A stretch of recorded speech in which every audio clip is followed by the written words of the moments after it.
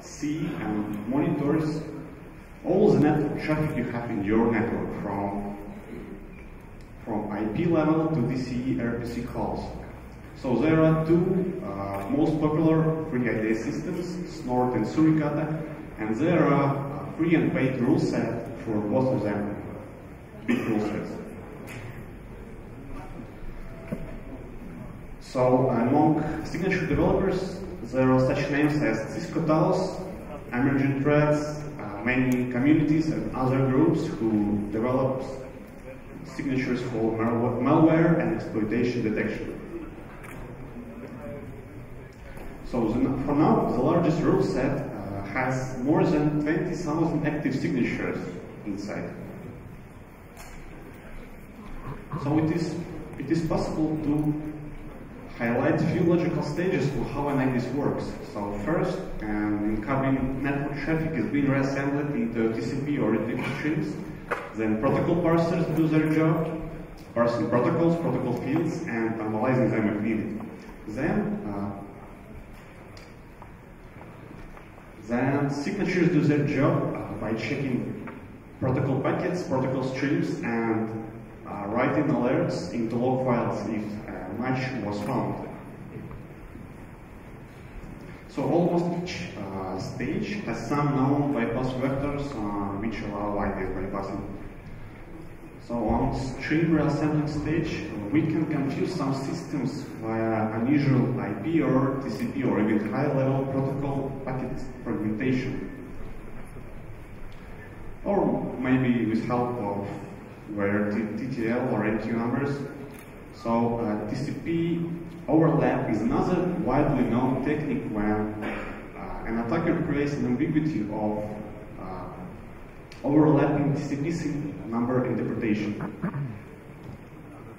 Also, a fake TCP FIN packet may be employed for this confusion. Next, many of data normalization tricks can be applied for both WAF and IDS systems. So there are such things as double HTTP encoding, double headers, double bodies, and so on. Also IDS systems we are talking about may not support some protocols or encodings like quoted printable one that we can see in POP3 IMAP email protocols. Besides that, some IDS-specific flaws you can find in a vendor's bug tracker, and the same applies to the third-party libraries that an IDS use. So one day, our team found a flaw in Suricata which an attacker can leverage in order to hide his attacks from an IDS. This especially works for bad tunnel attack or any other similar one. So in this bad tunnel attack, oh nice. In this attack, a vulnerable client sends NB-stat queries to an external attacker server by opening an HTML page, for instance. And then, if an attacker answers with ICMP destination unreachable packet to the first packet from my client, then IDS system applies only ICMP signatures that works only with ICMP protocol packets. And of course, there could not be any signature to detect this attack on ICMP level because it runs over UDP transport. And that's why this attack was undetected. So this flaw was found in the last year, and it was fixed as soon as we submitted it.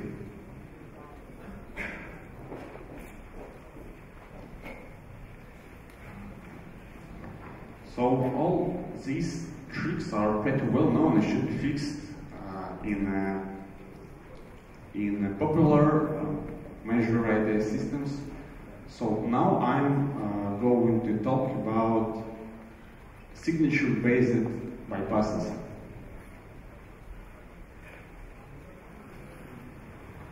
So how do signatures make for flows? Signatures are just an expert knowledge shaped into a language that IDS understands and fits to IDS capabilities.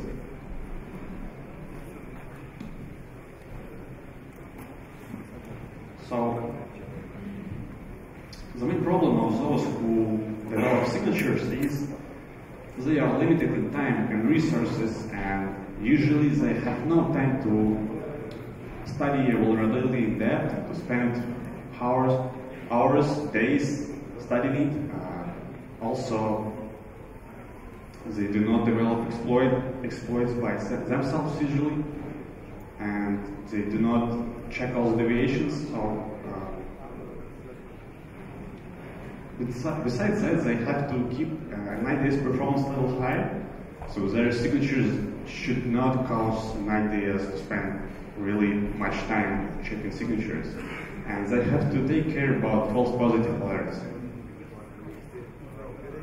So taking into consideration this, we can point out some little tricks. For instance, you can just change an exploit and send HTTP arguments, HTTP GET arguments in another order, and that's why you can bypass some signatures. And you are right if you suppose that some signatures do rely on HTTP arguments order. Some others may rely on other HTTP fields, headers. Then sometimes you can just add a white space or any other character in a space where it is not supposed to be a mix of an HTML tag, for example. So this mostly comes from the fact that signatures are written to protect you from public exploits, mostly. So all these little tricks do not pretend on a complete IDS evasion. So for the most dangerous vulnerabilities or malware attacks, there are a variety of quality signatures. So an attacker will likely not find any easy trick to bypass the signature of his checks.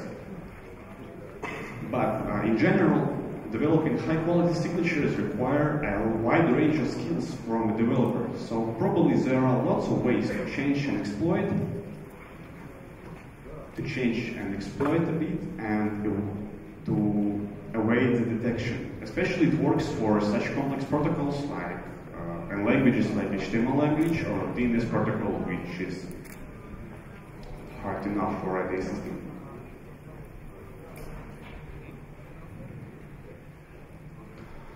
So, as I told, signature developers have to keep IDS performance level high.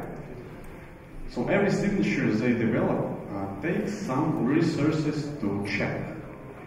Of course, so the more signatures you have, the more CPU time they take to check the network traffic.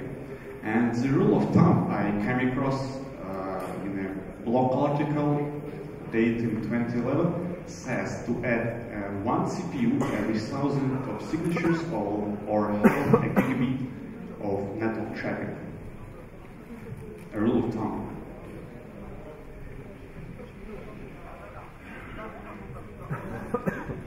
But signatures are not the same, and traffic is very different. So we can imagine a square where one side consists of fast and slow signatures, and another side consists of good and bad traffic. So what happens when slow signature meets bad traffic? Suricate IDS has performance profiling capabilities. If you run it long enough against your corporate traffic, you will collect a useful statistic. So here on the slide you see an example of performance log file. There are signature performance sorted by CPU ticks, and I highlighted a group of signatures on the top. What is special for the signatures is that this group takes much more CPU time than other signatures. So why does this happen? Exactly because a slow signature meets bad traffic.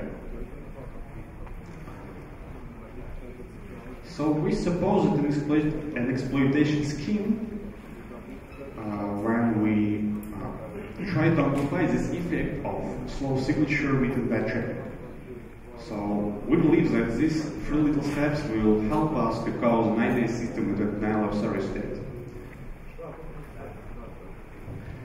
And as we already have such a log file, we take 7 signatures from the top, for example, and there are 6 more signatures on the top, which are potentially more powerful in our experience. But I took this one only for the convenience. I will explain it on next slides. So what is a signature? This one protects you from a CVE 2013, protects you from Ruby Rails, YAML destabilization, code execution. So it checks every network HTTP packet for free constant strings, type, YAML, and Ruby, and then applies a regular expression check against it. So, as we suppose this is a slow signature, we will try to construct a bad, especially craft bad traffic for the signature and see what happens. So I used run and see what happens approach for my experience. And the first content I tried is, not the first content, but a little background of my experience. By my experience, it takes you more resources, more time to prove there is no a match than to find any. So speaking about signature, IDS signatures, signatures should not find any match, any malicious activity in our traffic in order to take more CPU time in our experience. So for that, Suricata IDS was built in spatial performance monitor mode, which is disabled on a real IDS setup because it makes the system a bit slower. So it produces 2 log files. One of them you already saw on the previous slide, and the second one has it collects not the signature performance but signature keywords performance. So we can find there, for example, how much CPU time, CPU ticks, a regular expression check performed.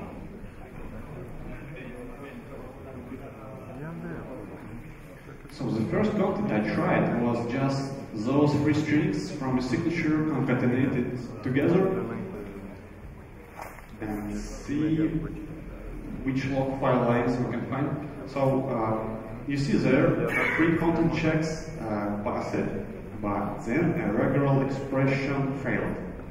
So a regular expression, I have heard somewhere that regular expression takes much more CPU time to check than just a substring check search. So maybe this fact can help us. So in order to make use of regular expression, we have to reverse it back and find the string that this regular expression searches for. So it's a reverse operation, not build a regular expression, but build a string. And then, after we found the string, we will try to modify the string in a way to cause a regular expression engine to take as much CPU time as we can achieve. So, as far as I know, there is no automatic way to build such a string, neither a way to build a string nor to modify the string in order to take more CPU time. So all I found was a part of IDS, Suricata IDS performance testing scripts, and these scripts covered a measure regular expression keywords without, of course, without supporting of such things as named capture groups or back references and so on. So I had to do it manually.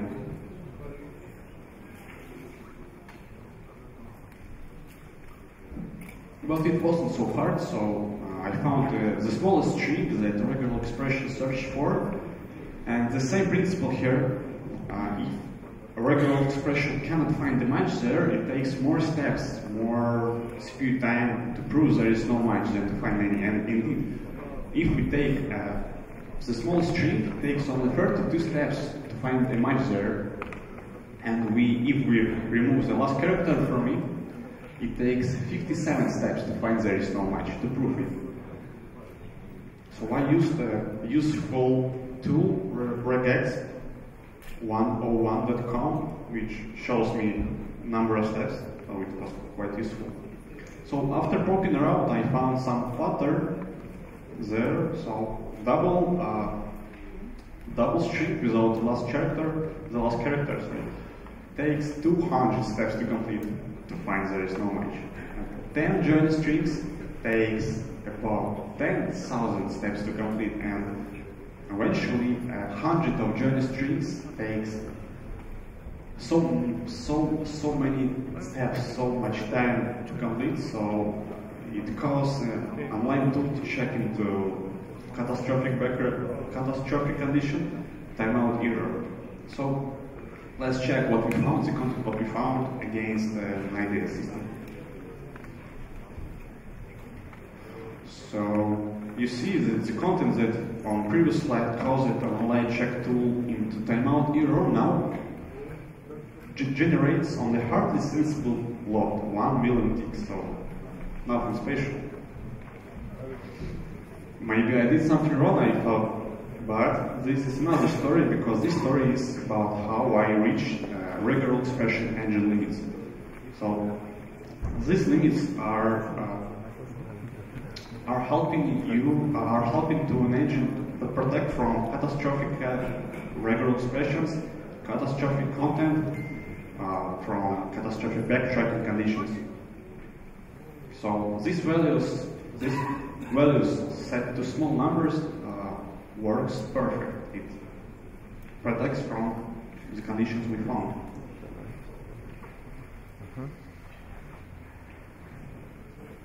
Also, web systems, web application parallel systems whose check consists mainly of regular expression checks, also have the same limits. You can find it there. Okay, I continued poking around and tried double string. You see there, it produces the following file. You see, number of checks changed. It was 4 and became 7. So it's changed behavior actually, but I went deeper. We need to go deeper, and finally I achieved the following. So you see, in total there are 3,000 checks, and I couldn't manage to achieve more. It seems that we found another limit here, and indeed Suricate IDS limits the number of checks by one signature on one packet. Default value is 3,000, and we see there in total 3,000 checks. But anyway, we got something. You see that now HTTP post body is so big, so regular expression takes more than 1.5 million ticks to complete. And if we multiply an average number of CPU ticks, if we multiply it on a regular expression checks number, about 1,500, we get more than 3 billion ticks. So this is a real 1,000-time amplification we achieved. So now you see how this how this HTTP packet may look like. It's quite simple. One HTTP method, HTTP header, and a repeatable post body pattern. So this content is about 3,000 bytes long, and we cannot make it longer. We cannot make it infinitely long because IDS system checks only a certain piece of TCP stream. By default, it's about 3 kilobytes. And of course, we are limited by regular expression engines here, by IDS itself, so we cannot make it longer. But from another side, we can make this content a bit less without much effectiveness loss.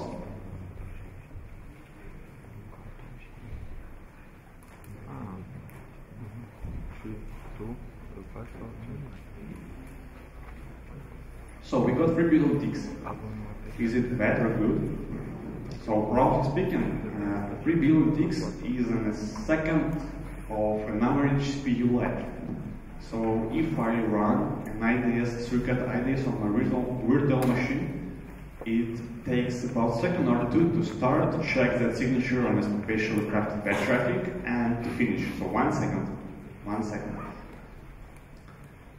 And of course, we got this change behaviors there, because number of checks increased suddenly, and indeed it turned out that there is a flaw in circuit, another flaw.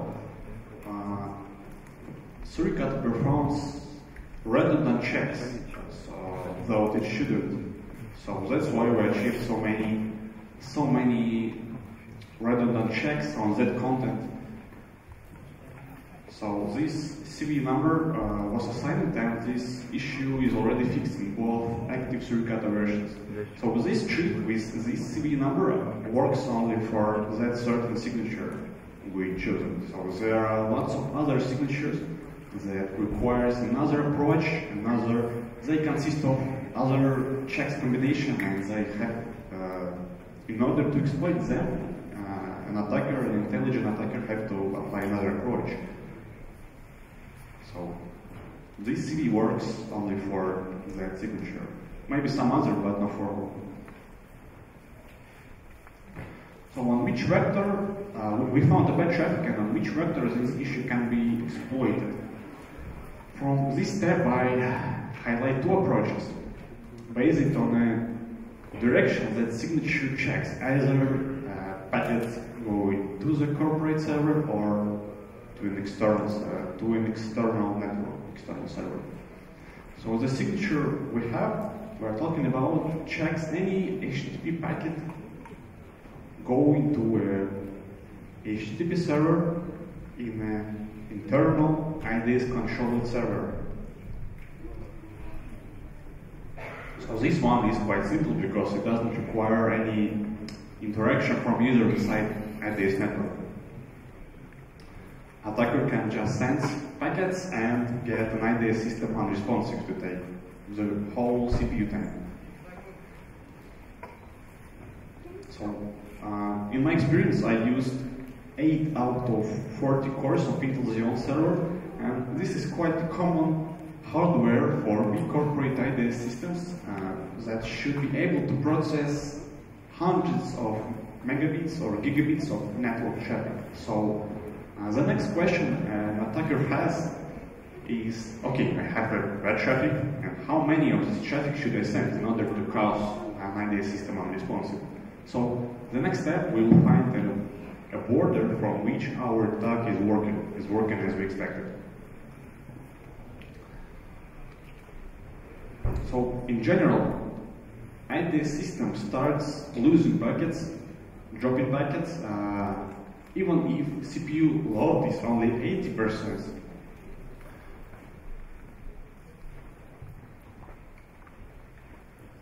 So we found a border from which CPU starts consume 100% of it. And the border we found is about 200.5 of kilobits of network traffic.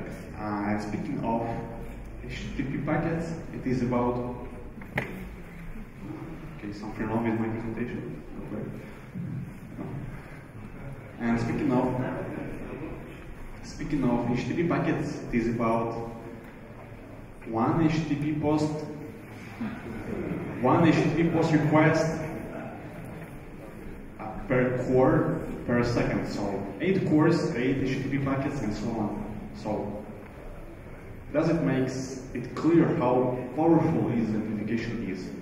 And it should be mentioned that I tested clear IDS setup, so no other traffic was there, and so usually in a real IDS setup there is some amount of network traffic, and CPU is usually loaded at least at 30%.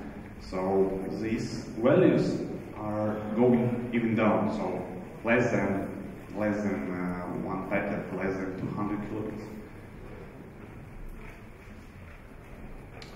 You see there, all 8 cores are 100% busy, and the 9 cores is occupied by TCP replay tool.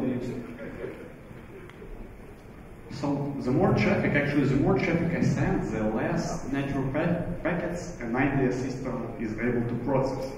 So by sending more traffic, we can achieve a condition where we can send any exploits, we can use any hacking tools and not be caught by an IDS system. So, and another important point here is that this attack goes completely undetected by an IDS because it exploits only signature, slow signatures, and there is no automatic way to alert if some signatures are taking too much CPU time because there is no mechanism. Profiling capabilities are disabled by default. That's why. And if IDS system works in prevention mode, IPS systems, then this attack was even harder, even worse, because once we achieve such a denial of service condition, then IPS system goes to failover mode and it starts checking traffic at all.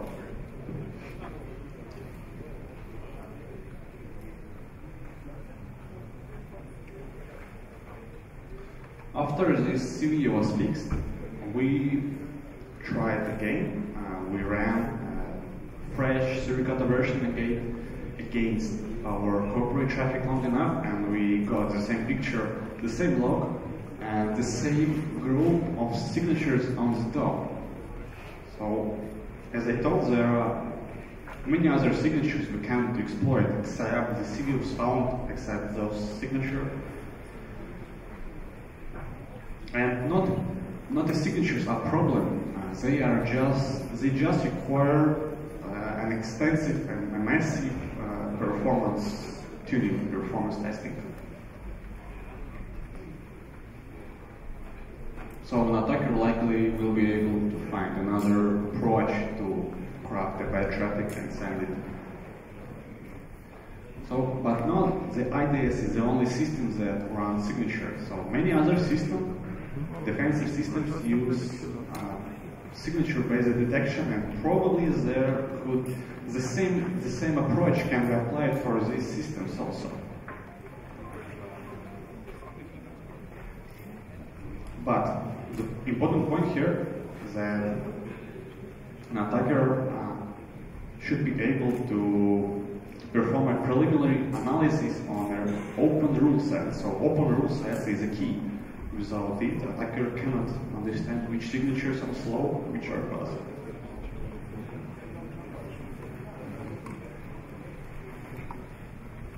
So we learned that signatures, the core of almost any defensive system, may be turned against the defensive system itself by an intelligent attacker, intelligent approach.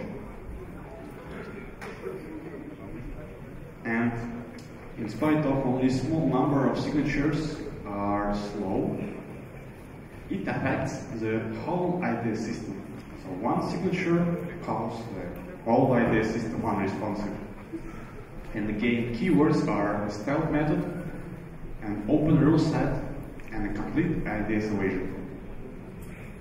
Thank you for watching.